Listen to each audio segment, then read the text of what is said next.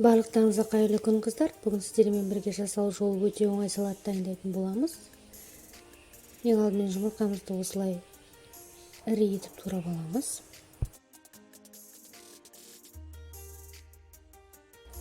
Қиярымызды да осылай ірі етіп турап аламыз видеодағыдай.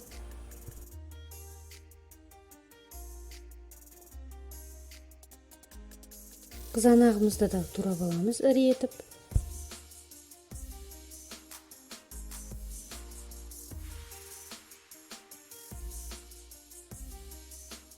Оның үстіне консервіленген осындай жүгерімізді салып жібереміз.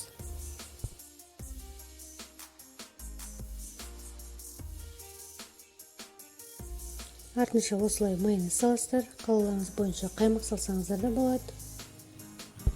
Дәміне қарай тұз саласыздар және қалауларыңыз бойынша аскөкте салсаңыздар болады.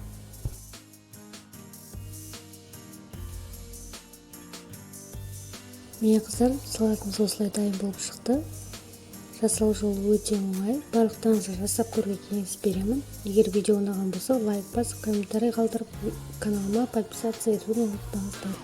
Барлықтарыңызға ас болсын.